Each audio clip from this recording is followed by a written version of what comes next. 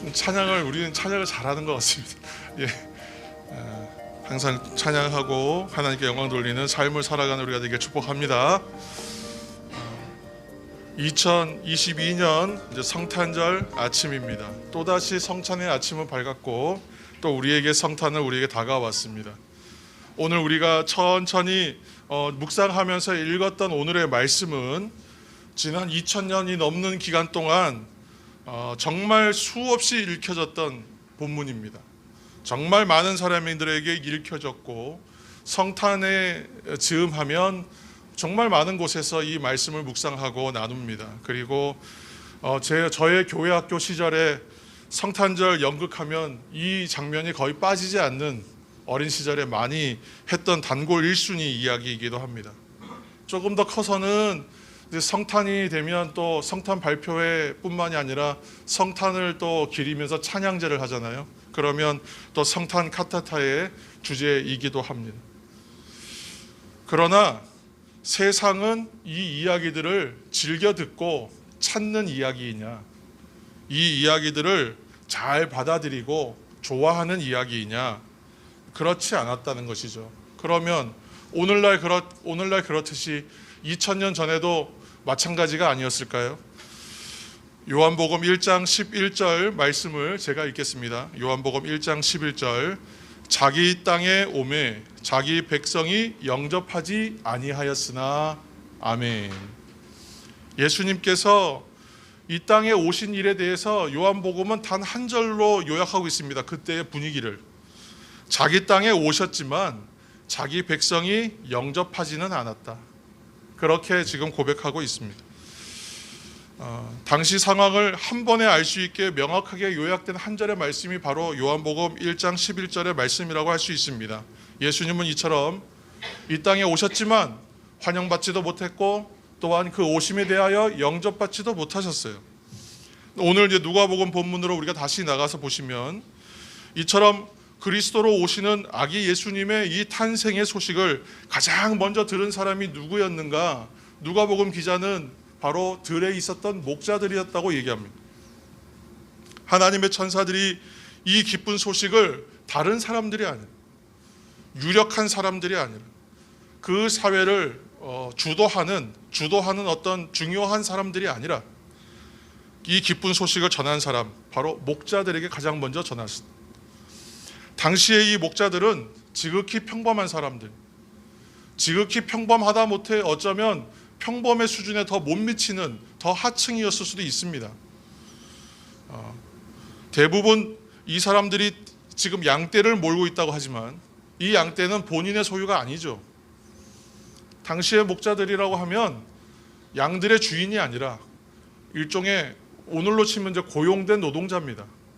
그래서 품삯을 받고 정해져 있는 어떤 그 보수를 약속을 받고 다른 사람의 양떼를 돌보는 책임을 맡은 사람들.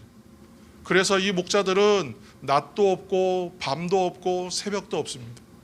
맡겨져 있는 양떼를 돌봐야 돼요. 밤새도록 양떼를 돌보다 보니까 그냥 빈들에서 노숙하기도 합니다.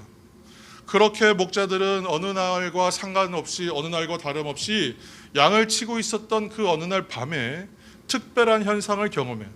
누가복음 2장 9절의 말씀을 우리가 함께 읽겠습니다. 주의 사자가 곁에 서고 주의 영광이 그들을 두루 비추매 크게 무서워하는지라. 아멘. 그들이 들판에서 양떼를 지키던 어느 날 밤에 그들 앞에 놀라운 현상이 발생해요. 듣도 보도 못한 일이에요. 한 번도 경험해 보지 않았던 놀라운 광경이에요. 밤에 주의 사자, 아마 천사일 겁니다. 주의 명령을, 하나님의 명령을 전하는 사자가, 천사가 나타납니다. 그리고 그들 주변에 주의 그 영광스러움이 비쳤다. 이건 뭐라고 표현할 수 없었기 때문에 영광이라고 표현했어요. 그래서 이 경험해 보지 않은 현상 앞에서 그들은 첫 번째로 든 감정은 두려움입니다. 무서웠어요. 이것이 무슨 일인가 놀라워했습니다.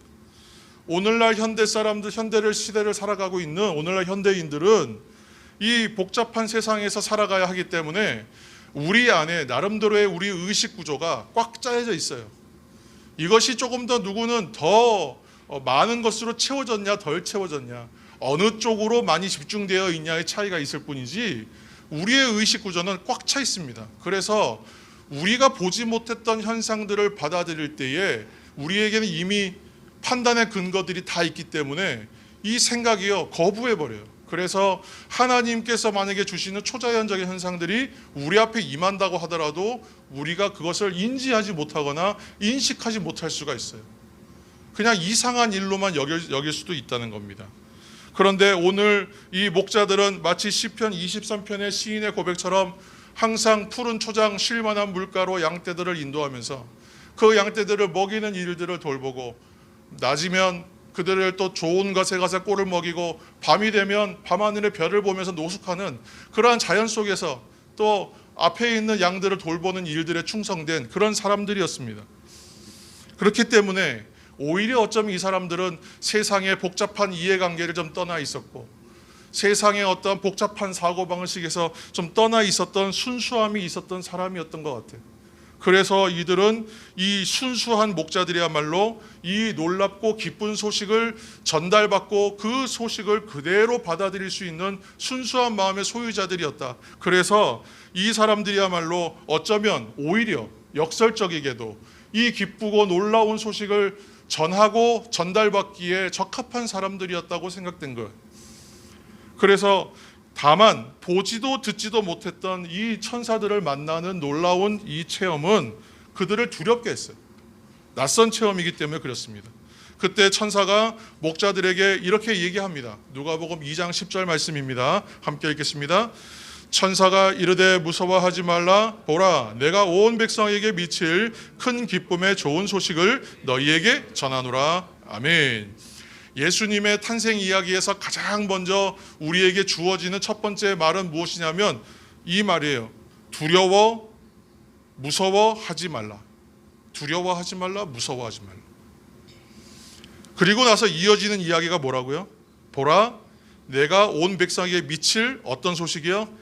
큰 기쁨의 좋은 소식. 이 말을 우리말로 한번 줄이면 무엇이 됩니까? 오늘날에 우리가 잘 쓰는 표현으로 하면 복음입니다. 복음.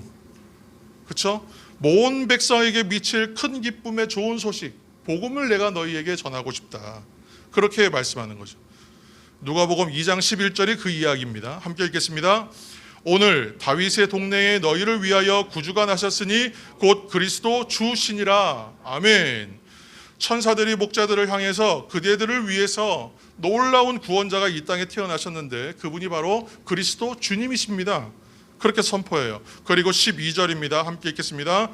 너희가 가서 강보에 쌓여 구유에 누워있는 아기를 보리니 이것이 너희에게 표적이니라 하더니 아멘. 그분이 태어났다는 것을 알려주는 증거요 표식, 바로 세메이야. 표적은 무엇이냐면 강보죠. 강보, 포대기에 쌓여있는 한 아기를 볼 텐데 그가 구유 위에 누워 계신다. 그렇게 이야기합니다. 성도 여러분, 우리가 세상을 살아가면서 온 세상에 대하여 우리의 영혼과 모든 사람을 향하여 우리의 영혼과 존재 깊은 곳에 영향을 미치는 어떠한 기쁜 소식, 그런 소식을 우리가 얼마나 자주 듣게 됩니까? 그렇게 많지는 않죠. 내 영혼이, 내 존재가 전부 우리의 마음이 정말 기쁘고 즐겁고 기쁜, 정말 그 우리 본질적으로 기뻐할 수 있는 그러한 기쁜 소식을 우리가 자주 듣지는 못해요. 이제 천사들이 그리고 유명한 찬양을 합니다. 누가복음 2장 14절의 찬양입니다. 함께 읽겠습니다. 지극히 높은 곳에서는 하나님께 영광이요 땅에서는 하나님이 기뻐하신 사람들 중에 평화로다 하니라. 아멘. 저 작은 마을 베들레헴, 그리고 누추하기만 했던 그 마국간, 아기 예수님께서 그곳에 탄생하십니다. 그 시각, 같은 시각 들에서 양떼를 치던 목자들에게 오늘 이 큰 기쁨의 좋은 소식이 천사들을 통하여 전해지고, 그리고 그곳에서 천사들의 영광의 찬양이 울려 퍼져요. 이거 동시에 일어나고 있는 일이에요. 그리고 그 내용은 하늘에는 영광이요 땅에는 평화다. 성탄의 메시지는 이 한마디로 축약되어 있어요. 하늘에는 영광이요 땅에는 평화다. 그 성탄의 의미를 우리가 나누면 더 많이 나누겠지만 한마디에 요약을 하자면 이 이야기란 것입니다. 우리가 오늘 지금 이렇게 성탄을 맞는 사람들은 이렇게 영광의 찬송을 부를 수 있어야 됩니다. 목자들은 실제로 그리고 나서 이 이야기들과 이 상황들을 보고 나서 베들레헴으로 가요. 그래서 베들레헴에 가서 천사들이 전해준 이야기가 어떻게 실현되어졌고 실제로 이루어진 일인지를 가서 확인하려고 합니다. 마리아와 요셉이 있고 그리고 구유에 누워 있는 갓난 아기를 실제로 봤어요. 그리고 천사들이 자기에게 이야기한 것들이 이것이 전부 다 모두 이루어진 사실이구나. 그리고 나서 요셉과 마리아 앞에서 아주 너무 신이 났을 것 같아요. 너무 기쁘고 흥분되어서 요셉과 마리아 앞에서 자신들이 들은 이야기, 자신들이 본 현상들을 다 앞에서 이야기해요. 쏟아놓듯이 이야기했어요. 자신들이 들은 천사들의 이 영광의 찬송도 그대로 전달했을 거예요. 그래서 성탄을 맞는 사람들은 이렇게 이 말씀대로 영광의 찬송을 부를 수 있어야 합니다. 우리도 목자들처럼 또 천사들처럼 누가복음 2장 14절 말씀을 다시 한번 읽는 것으로 성탄의 영광과 기쁨을 한번 찬양해 보겠습니다. 함께 읽겠습니다. 지극히 높은 곳에서는 하나님께 영광이요, 땅에서는 하나님이 기뻐하신 사람들 중에 평화로다. 아멘. 한 번 더 할까요? 지극히 높은 곳에서는 하나님께 영광이요, 땅에서는 하나님이 기뻐하신 사람들 중에 평화로다. 아멘. 하나님께 영광의 찬송 올렸습니다. 마리아는 이 모든 일들을 허투루 듣지 않고 마음에 깊이 새겼다 그래요. 그래서 자신이 정말 하나님의 아들이신 아기 예수님을 자기가 품어서 낳았다는 것을 인식하고 그것으로 앞으로 양육하고 세워가는 데 있어서의 어떤 동력과 은혜의 계기로 또는 어떤 그 이미지로 삼았을 거라고 생각이 됩니다. 또한 이제 목자들은 돌아가는 길에서도 이 모든 일들을 생각하면서 하나님께 영광을 돌리고 찬송하였다 그랬어요. 근데 이뿐만이 아니었죠. 누가복음에는 이렇게 전하고 있지만 마태복음에는 또 다른 이야기가 한 가지가 나오고 있습니다. 또 다른 사람들이 있었다는 얘기예요. 그 사람들이 바로 동방박사들입니다. 여러분 성경을 펴셔서 신약 성경 2면에 마태복음 2장 10절과 11절 말씀을 함께 읽겠습니다.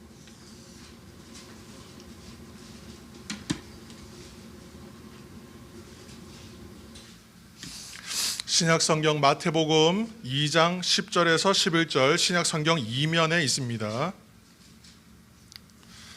마태복음 2장 10절에서 11절 말씀 우리가 함께 읽겠습니다. 그들이 별을 보고 매우 크게 기뻐하더라. 집에 들어가 아기와 그의 어머니 마리아가 함께 있는 것을 보고 엎드려 아기께 경배하고 보배합을 열어 황금과 유향과 몰약을 예물로 드리니라. 아멘. 이 사람들은 이렇게 가까운 곳에 있었던 사람들이 아닙니다. 이 날짜에 맞춰 이 시간에 맞춰서 굉장히 먼 곳에서부터 온 사람들이에요. 멀리 동방에 살면서도 이 땅에 특별한 분이 태어나신다, 이스라엘의 왕이 오신다, 메시아라고 불리는 분이 오신다라는 것을 간절히 기다리고 찾던 사람들이, 이 박사들이 아기 예수님이 탄생하셨다는 의미의 별을 봅니다. 탄생의 별을 발견하고 그 별을 따라가요. 그래서 그들이 이른 곳이 바로 베들레헴이. 그리고 그곳에 계신 아기 예수께 경배하고 자신들이 준비해왔던 귀한 예물들을 드렸습니다. 성탄이 있던 날의 모습을 오늘 말씀을 통해서 두 곳의 말씀을 통해서 성탄에 있었던 광경을 우리가 보고 있습니다. 그렇다면 이러한 그때의 이 성탄의 의미들을 그 시대 사람들 받아들이지 않았고 오늘날의 사람들도 성탄의 의미로 받아들이진 않아요. 산타클로스와 또 먹고 마시는 날로 생각하지 온전한 성탄의 의미로는 받아들이지는 않습니다. 그렇다면 오늘 나에게, 오늘 성도된 우리들에게 성탄의 의미는 무엇인가를 우리는 자꾸 새기고 기억하고 잊지 말아야 하지 않겠습니까? 우리가 이 성탄의 의미를 오늘은 좀 잘 새겼으면 좋겠어요. 첫 번째 성탄의 의미는 하나님이 오신다는 거예요. 하나님이 오신다. 별로 어려운 이야기는 아니에요. 하나님은 지금도 우리에게 오고 계시니까 어려운 이야기는 아니에요. 하나님이 오신다. 우리가 대림절 했을 때 어드벤투스라 그랬어요. 그것은 오신다는 의미이다. 그래서 대림절은 오시는 주님을 기다리고 의미를 새기는 기간이라고 말씀드렸습니다. 그것처럼 전능하신 하나님께서, 하늘 보좌에 계신 하나님께서 어디로 오시냐면 우리에게 오신다는 거예요. 우리에게 오신다.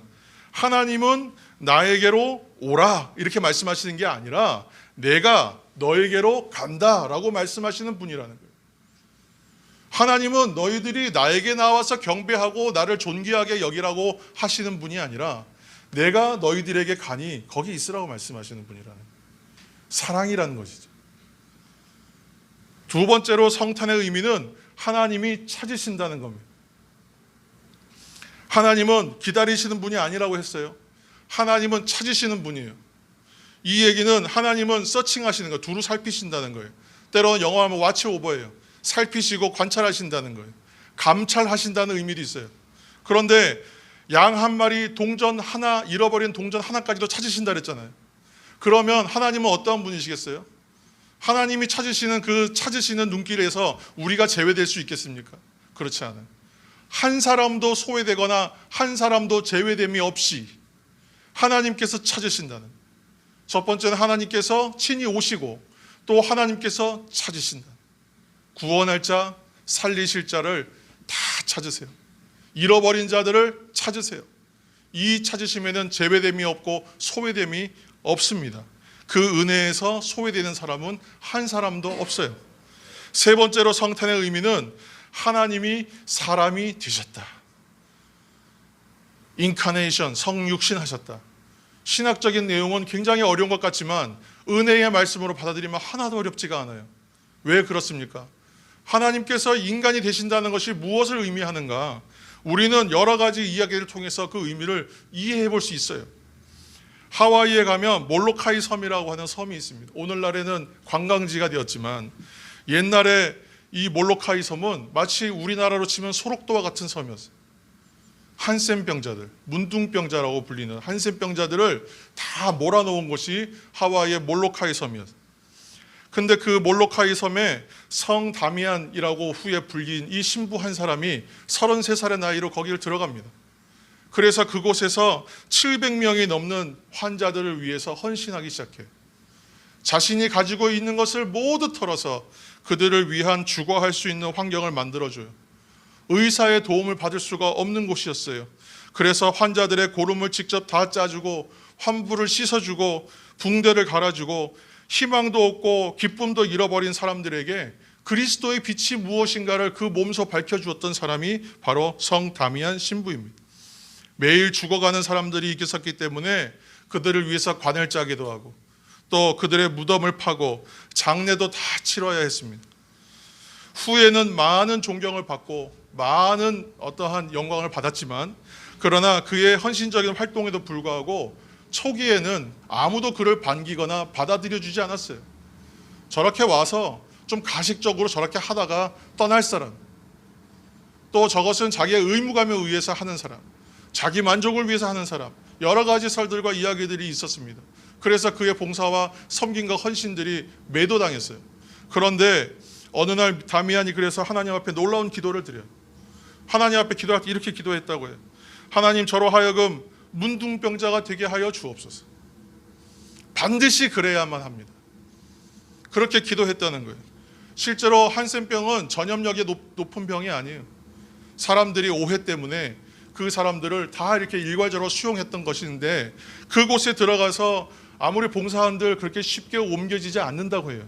그런데 그가 그렇게 기도하고 더 그들에게 더 가까이 다가갑니다. 실제로 그가 그 병에 똑같이 걸려요. 그리고 나서 사람들이 그제서야 이 사람의 진심을 받아들이기 시작해요. 무슨 이야기겠습니까? 사랑이 있다 한들 이 사랑이 소통되기 위해서는 그렇게 어렵다는 거예요. 똑같이 되지 않으면, 똑같이 경험해보지 않은 사람은 인정받기가 어렵습니다. 아파본 사람이 아픈 사람의 이야기를 안다고 얘기하는 것처럼, 그래서 그 고통을 함께 겪고 그 형벌과 같은 병을 걸려서 같은 상태가 되고 나서야 그의 진심이 받아들여졌다는 거예요. 이처럼 성탄은 하나님이 사람이 되시는 사건이라는 거예요. 하나님이 사람이 되신다는 것은 전능하신 보좌에서 내려오셔서 낮고 천하고 비천한 사람의 몸을 입고 우리와 똑같은 자리에 오세요. 나와 함께 가난과 고난과 배고픔과 고통과 배척과 무시당함을 다 같이 겪어요. 그것이 성탄의 의미요 성탄의 은혜입니다. 그리고 결국 우리의 죄를 위하여, 나의 죄를 위하여 십자가에서 죽으시기까지 합니다. 이것이 바로 성탄의 의미요 성탄의 은혜입니다. 이제는 동족산장의 비극인 6.25 전쟁을 한국전쟁이라고도 부릅니다. 그때 있었던 실화예요. 한국전쟁 당시에 한국에 왔던 선교사 부부가 전쟁 고아가 된 한 소녀를 데리고 갑니다. 이 아이를 정성스럽게 키웠어요. 그런데 이 아이가 자라면서 체험하고 발견하는 것은 단 한 가지죠. 어머니, 아버지라고 불리는 사람의 피부색과 내가 다르다.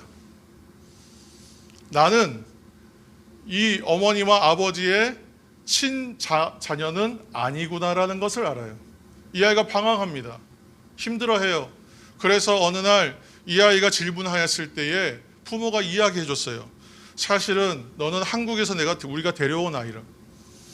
전쟁통에 고아가 되고 버려진 아이를 우리가 데려왔다. 그렇게만 얘기해 주었다는 거예요. 근데 이 아이가 좀 더 자라면서 더 마음이 깊어지고 생각이 자라기 시작하니까 어디로 고민이 갔냐 하면 도대체 나의 부모는 어떤 사람이었을까? 나의 친부모는 어떤 사람이었길래 내가 버려진 상태가 되게끔 만들었을까? 나를 버렸나? 나를 포기했는가? 내가 왜 버려진 사람으로서 살아서 이 알지 못하는 땅에 와서 살아야 하는 그러한 어려움 속에 내가 있어야 하는가? 만족이 없고 감사가 없는 거예요. 상처는 더 깊어지는 거예요. 그러다가 원망하는 마음이 들고 이 고민이 해결되지 않으니까 속으로 병이 들어가요. 부모가 옆에서 양부모가 보고 있다가 이 성인이 된 딸에게 결국 사실을 이야기해 줍니다. 어릴 때 상처가 될까 봐 이야기하지 못했던 것이 더 큰 상처가 되니까 할 수 없이 이야기했어요. 앉혀놓고 이야기합니다. 일사후퇴 때 선교사 부부가 강원도 어느 지역을 지나다가 갓난아이가 우는 소리를 들어요. 아기의 우는 소리를 듣고 차를 잠시 세우고 나서 찾아가 보니까 근처에 다리 밑에 웬 젊은 여인이 아기를 안고 죽어 있어요. 아기는 살았어요. 아기가 혼자 울고 있는 겁니다. 정황을 보니까 여자는 알몸이 되어서 죽었어요. 아이를 낳았는데 이 아이의 체온을 지켜줄 다른 뭐가 없었던 거예요. 엄마가 하나를 벗고 엄마가 또 하나를 벗고 엄마가 또 하나를 벗어서 이 아이를 감싸 주었습니다. 하나를 벗고 또 하나를 감싸서 아이에게 입혀서 아이는 참 은혜롭게 살렸지만 결국 엄마는 그 추위에 얼어 죽고 말았다는 거예요. 그 품 안에 아기를 입양하여 지금까지 키웠다. 그게 바로 너다라고 얘기해 주었어요. 자신의 친모가 한겨울에 얼어 죽기까지 자신을 지켰다는 이야기를 듣고 이 아이의 마음은 어떻겠습니까? 여러 이야기들과 여러 말들을 할 수 있겠지만 이 아이가 가장 경험하는 힘든 현실은 언제냐면 추운 겨울이 올 때마다, 추운 겨울이 올 때마다 다시 깨달아요. 그날 어머니는 얼마나 추웠을까? 한 생명이 산다는 것은, 한 영혼이 구원받는다는 것은 아무 값 없이 치러지는 일은 아닙니다. 주님의 오심은 희생을 위하여 오시는 거예요. 죽으시기 위하여, 값을 치르시기 위하여 오시는 거예요. 오셨다는 것이 은혜가 되지 않습니까? 그분이 오시는 건 죽으시기 위해서 오신다는 거예요. 그분이 찾으신다는 것이 은혜가 안 돼요? 그러면 그분은 우리를 위하여 죽으시기까지 찾으신다는 것을 기억하시기를 축복합니다. 성탄의 의미는 이러한 의미가 있어요. 주님이, 하나님께서 인간이 되신다, 우리를 향해서 오신다, 우리를 찾으신다는 의미에 그분이 사랑으로 이곳에 오시고 자신의 생명을 내어 우리의 모든 죄와 허물들을 위한 죄값을 치르기까지 사랑하셔서 오시는 것이 성탄의 의미라는 것을 기억하시는 저와 여러분이 되기를 축복합니다. 그래서 사랑으로 오시고 사랑으로 죽으시는 성탄은 사랑의 기적이에요. 그래서 사랑의 희생이요 사랑의 기적으로 기억해야 하는 날이 바로 성탄절입니다. 먹고 마시고 즐거워하고 기뻐하는 날로 지나간 날이 결코 아닙니다. 너무나 기쁘고 즐거운 날입니다. 그러나 의미를 알아야 돼요. 그 안에는 우리가 그저 세상적 기쁨과 즐거움으로 만끽할 수 없는 깊은 의미가 담겨 있는 날이 바로 성탄입니다. 우리가 맞은 성탄은 그래서 예수님의 그러한 의미에서 생신날이 기억해야 되는 날. 그리고 이 사실을 알고 깨달은 우리들이 다시 태어나는 우리의 생일이기도 해요. 성도들의 생일의 날이기도 합니다. 이 성탄의 사랑과 성탄의 기적과 성탄의 은혜로 충만한 성도들이 다 되시기를 이 시간 예수님의 이름으로 축복합니다. 기도하겠습니다. 우리를 향하여 천사가 전해준 첫 번째 언어는 두려워하지 말라, 무서워하지 말라였습니다. 주님의 오심과 주님의 함께 하심과 주님의 찾으심이 누구야도 한 사람의 예외도 없는 하나님의 사랑이요, 하나님께서 우리를 위하여 죽으시기 위하여 이 낮은 곳에 나의 몸과 똑같은 인간의 몸을 입고 이 땅에 오시는 사랑의 사건이 성탄입니다. 그 성탄의 사건을 통해서 우리는 모든 두려움에서 벗어납니다. 홀로 있는 것에 대한 두려움, 세상을 살아가는 것에 대한 두려움, 소외될까 제외될까 두려워하는 그 두려움으로부터 벗어납니다. 사랑은 우리를 충만하게 하고, 사랑은 우리를 살게 하고, 사랑은 우리를 따뜻하게 하고, 사랑은 우리를 풍성하게 합니다.